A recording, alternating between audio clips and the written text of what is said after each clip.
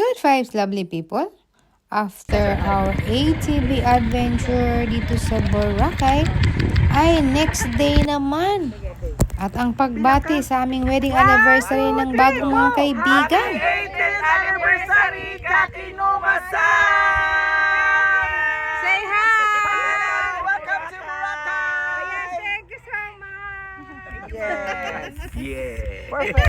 Ito na, napagdesisyon na namin uli. Nasasakay kami uli ng mga ng bangka para mag-tour dito sa dagat ng Boracay. At pupunta sa Crystal Cove at kung ano-ano pang mga Umi ba gagawin. karida po tariwa? So, ito ay ang Tariwa, umi ba karida? Umi ba kari? Kaya, dapat mag-relax na lang kami sa tabing dagat, maligo-ligo lang. Pero ito, lumayas pa din. Travel na kami at picture-picture para mayroon tayong alaala sa pagtanda po natin na mayroon tayong pumuntahan na ganito, ganyan. Ayun na tayo na. Para pag hindi na tayo pwedeng pumunta, kahit alaala na lang, sasaya tayo. Ayan, nakaupo muna tayo sa net kasi pwede mag-picture-picture. Habang iniintay natin yung may sasakay pa daw dito kaya iniintay namin. Picture muna kayo ma'am, dito sa net ma'am, sir. Ngayon, pwede na mag-swimming. Pwede ma'am. Pero pag nag-swimming dito guys, magbabayad kayo ng 100 per person. Mayroong taga-singil yung mga nagme-maintenance ng linis dito sa lugar na ito.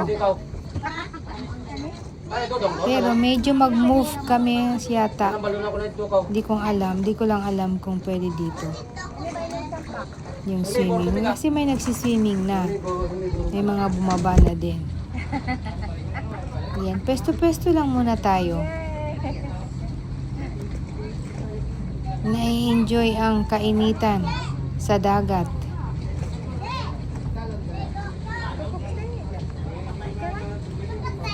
Ayo, ata, abete ron tayo. Ayan. Pagdating naman doon sa unahan, meron din kami ng lunch doon. Ito guys ay bawal ito habang umaandar sumasakay dito. Pero nagpakuha lang ako ng medyo siglit. Pero talagang bawal ito, wag niyong gawin. Special day. Kasi huhulihin yung mga nagdadrive dyan ng bangka. Iro. Bawal talaga sa protocol nila. Kaya tumabi na tayo at lumipat na tayo sa ating upuan mismo. Shangri-La.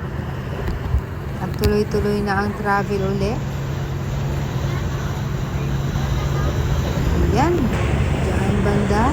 Kikita namin yung dati na nanistihan ng 5 araw. Ichibang nenki no? Na parang Ginojin private tayo. ang dating ng Vlogger. lugar. Vlogger ginojin da siya. So, hindi pwede basta pumasok. Pero napakagandang place. At nakalimang araw kami sa lugar na yan at lumipat mismo kami doon sa kung saan kami ngayon. Sa medyo maingay na lugar. Pero syempre, may kamangalan din ang pag-private na lugar dyan. Lalo na hanggang Shangri-La yata. Katakakatanda, Shangri-La. Nako, ang daily rate Kukunuhin niya. natin sa sentota na yun. Yan. Pero private naman din yan mga napaka-private place yan siya. Ay mo Shangri-La mo muna yun.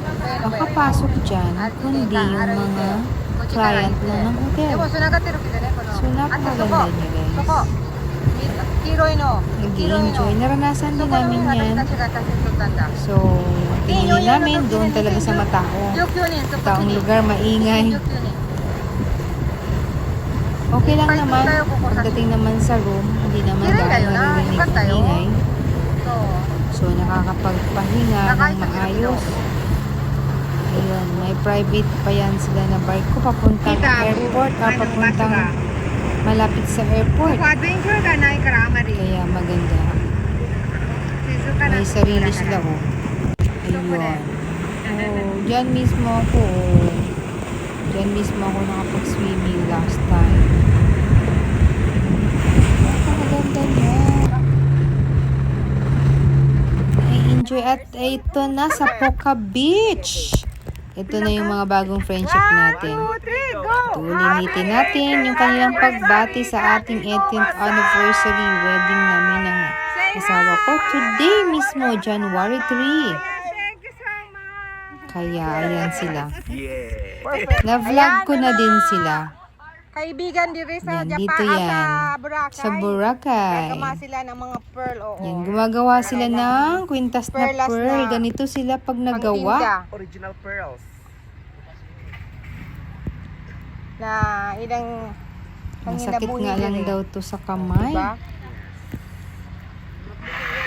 Unsa imo ngalan sa imong vlog? Filmer Aaron Trant.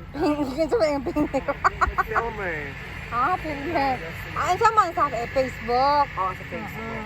Ako Facebook o YouTube na ako. Facebook lang ko, ma'am. O sige, masali po mo sa Facebook, nahapon mo. Andito lang sila sa Puka Beach, so gusto nyo ng mga pearl, ayan siya, Magawa ng pearl. Gagawa ng ano.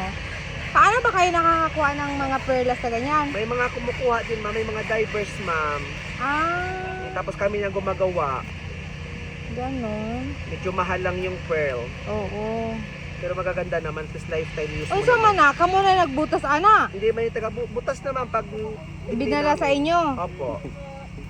Mao ba? Mahirap lang gawin, masakit sa kamay.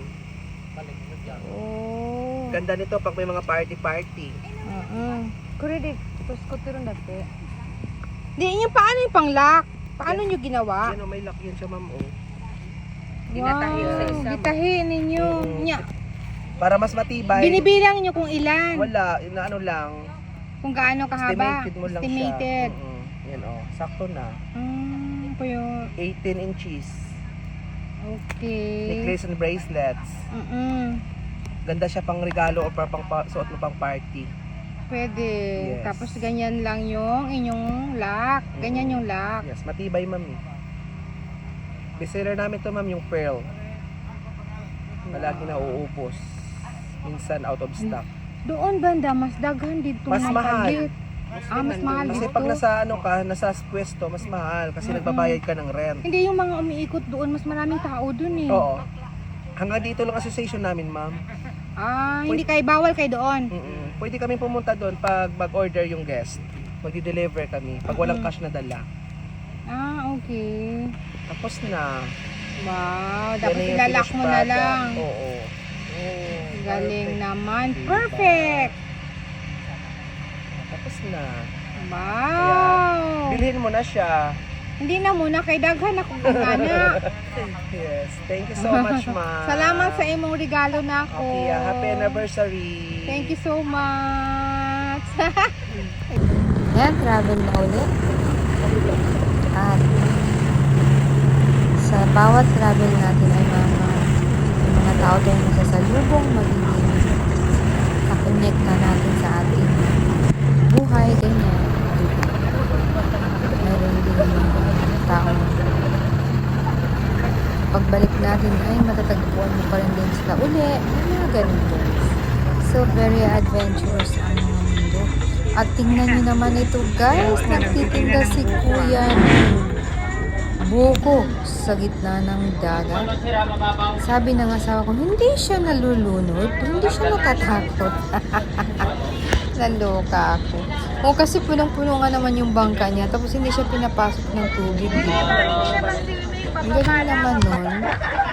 Nagtitinda siya ng buko. Ayan, dito guys, pag nag-swimming, 100 per head ang inyong bayad. Dito muna, swimming. Stop over dito. Tapos after nito guys, meron kaming lugar na pupuntahan. May buffet lunch. So, super crowded. Naubusan kami ng ulam. Nag-antay pa kami. So, ang pagkain naman namin, okay lang. Pang-Pilipina style pagkain. May isda, may barbecue, may kanin, may sabaw. At kung gusto niyo ng extra inumin, magbabayad kayo. Pero kasama sa aming lunch yung aming babayad dito. So, package siya. So, ganun. Hindi ko lang alam kung magkano yung binayad. Di ko na matandaan. Sabay ko naman. So, pag nandito kayo sa Boracay, pwede nyo maranasan yung ganito. Kung hindi naman, doon na lang, siming-siming lang sa gilid doon sa may mismong shore ng White Beach. Pero pwede na rin doon. Yun lang dapat taman ang talaga ang balak namin. Pero biglang kinati yung paa namin. Gustong maglayas. Kaya ito, nandito kami. So, ayun yung nagtitinda ng buko. Gusto muna tayo dito sa dulo.